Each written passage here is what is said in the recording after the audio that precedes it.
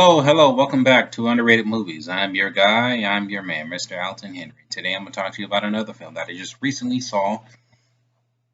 And it's actually been on my list for quite a while now. It is the controversial horror film, The House That Jack Built, starring Matt Dillon, Uma Thurman, Bruno, hey! And so really it's a story, it's a psychological art house horror film by Lars Von Treir. And for those who don't know who he is, he's a Danish filmmaker known for his touchy topics. And this film follows a serial killer in the span of 12 years, chronicling his life, the way he handles things, the way he basically tries to build this ultimate house while he's trying to question why he does the things that he does, which is murdering and a bunch of people. And did not see the extended, the unrated cut. This is a version I've seen on Tubi, the edited version, where there are some violence in there, but they trim it down. And if you want to watch the unrated version, I would recommend renting it on YouTube somewhere. And this film, from what I've understood, had some pretty divisive responses, not only from when it premiered at Cannes Film Festival, but also when it premiered just in general, where I could see not everybody could watch this film. This film is not for everybody, but this is a horror film I would recommend because this is the definition of true horror. Matt Dillon plays probably the best role he's ever done, and a role that he's overlooked by the serial killer named Jack, who pretty much questions himself, but also finds something awful about the things that he does. And throughout the film is kind of broken into chapters, and you chronicle on him in those scenes where he's pretty much going after victims.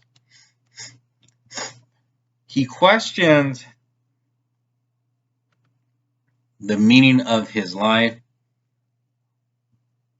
and seeing it some sort of an art film. He sees his activity as some sort of art form, and he's also dealing with some frustrations that there are certain things he wanted to do with his life that he just could not accomplish, such as wanting to be an architect. He mentions wanting to be an architect, and you see him trying to practice that craft and trying to build this ultimate house. This house that he's been wanting to construct for years, but hasn't particularly found the right, that right touch. And you see his frustration that goes along with it while trying to have inner dialogue with this person that you see off screen. It could be a psychiatrist, or it could be his other consciousness, which it kind of is unconsciousness, trying to unravel the understandings of what human life is. And then when you go kind of understand him, you don't like him. You don't like him. The shit that he does throughout this movie, hell no, you don't like him. But you're kind of fascinated with his mind. You kind of wonder how his mind works. And I think that's what the hook about this film. You're fascinated and you're mesmerized how that you want to try to understand this dude's mind. But sometimes in the film, his mental state's a little bit out of wax. You're kind of I wouldn't say confused, but you're more invested of him mentally struggling with himself, of understanding the things that he does. And there are some pretty effed up scenes in here, which I won't get into. I mean, there's a bunch of scenes on YouTube about it. I won't get into it. This is a 2.5 hour horror film. And you could watch, again, I would recommend checking it out for anybody who wants a strong horror, something different. The film does get artsy. It is an art house horror film. So there's certain things that happens in the film where they'll transition to a certain image that the main character is referring to and trying to formulate his own opinion on what art is. And there's a lot of artful imagery. There's actually a pretty awesome imagery of a certain scene towards the end, which I believe for me the ending was the best part because the ending is a little bit trippy, where it's kind of metaphorical what happens, but I think literally of what happens towards the end, of what you think happens actually happens, but it just happens, I think, spiritually. But I actually really, it really pulled me in. I'm not saying the rest of the movie doesn't. The movie does pull you in, but there was I would say every chapter that this movie explores has something unique about it. But there was something very artful about literally the last 20 minutes of the film.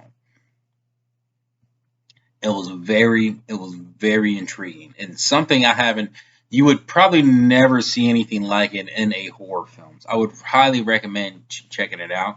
If you are a little bit squeamish, then check out the version that is currently available on Tubi. But if you want to really, I would say, push the envelope, then check out the unrated version, which I think you have to rent on YouTube or any other streaming platform that offers the film. Again, this is not an easy watch. This is not an easy watch, but I can tell you any PG-13 horror film that comes out, I'm gonna tell you this. Get the fuck out of here with that crap, man. This is a full-fledged horror. This is horror, and it's outstanding and controversial. I like how controversial it is. The House That Jack Built. Have you seen it? Comment below. Let me know what you recommended. I highly recommend that you check it out. Currently available on Tubi. Like, subscribe, and let me know what is your favorite underrated movie.